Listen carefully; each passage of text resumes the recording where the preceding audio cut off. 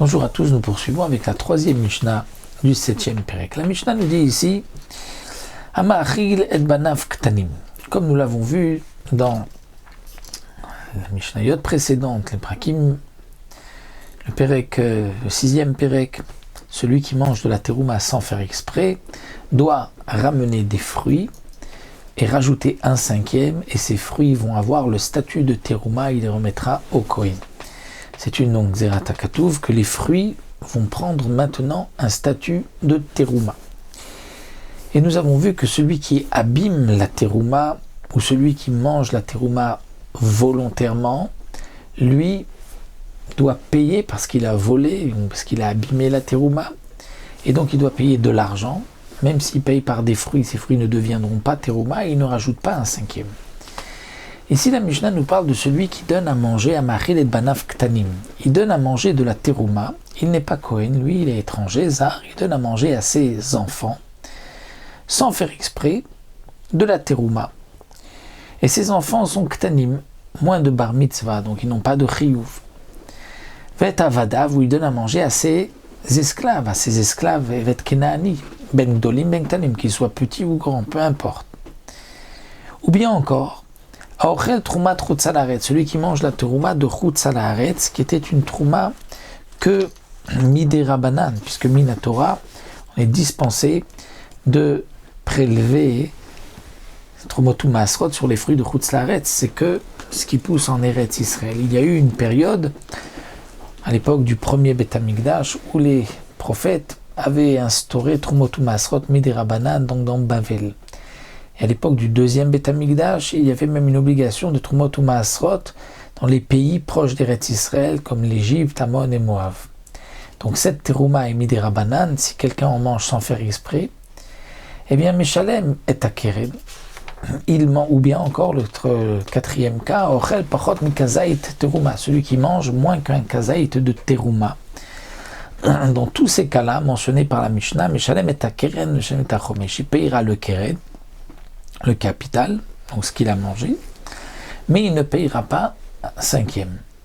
Ces remboursements à Tashlumim Choulin sont profanes, c'est-à-dire ils ne deviennent pas terouma. Et donc Imratza Kohen Imchol Mochel, si le Kohen veut renoncer, veut être Mochel, il peut aussi. Donc ce que notre Mishnah nous enseigne, c'est que dans le premier cas, de celui qui donne à manger à ses enfants Ktanim, eux n'ont pas conscients de ce qu'ils font, ils n'ont pas de chiyuv, et donc les enfants n'ont pas d'obligation de payer même ce qu'ils ont causé comme dégâts, et donc c'est juste le zar, le père qui lui leur a donné, qui devra payer le keren, parce qu'à cause de lui, donc la terouma a été mangée, un peu comme si lui avait causé la perte de la terouma. Si quelqu'un donne à manger à ses avadim, à ses esclaves grands ou petits, eux n'ont pas d'argent, puisque l'esclave, tout ce qui lui appartient à son maître. Donc le balabait qui leur a donné à manger, d'une certaine manière, a fait perdre au Kohen. C'est comme s'il a abîmé ou volé la terouma au Kohen, et donc il devra payer le keren. Alors, bien sûr,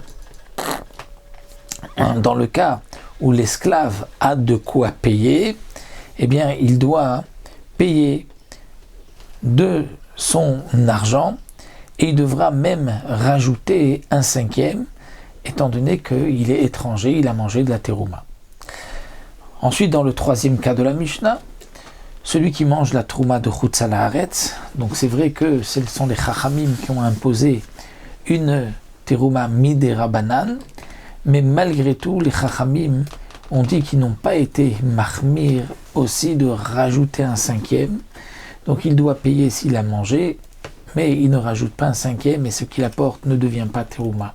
Celui qui mange moins que kazaït, il ne rentre pas dans le din de veish ki yochal kodesh. La Torah dit il mange, donc mange c'est toujours un kazaït.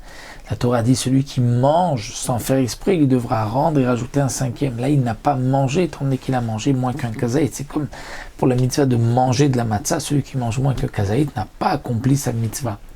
Donc dans tous les cas mentionnés dans la Mishnah, il paiera juste ce qu'il a mangé ou ce qu'il a donné à manger, mais il ne rajoutera pas un cinquième, et ces tachloumim ne deviendront pas terouma, resteront choulin, donc il peut juste donner de l'argent, et donc c'est pour cela que le Kohen peut aussi être mochel et renoncer à cet argent, c'est comme si donc il l'avait reçu.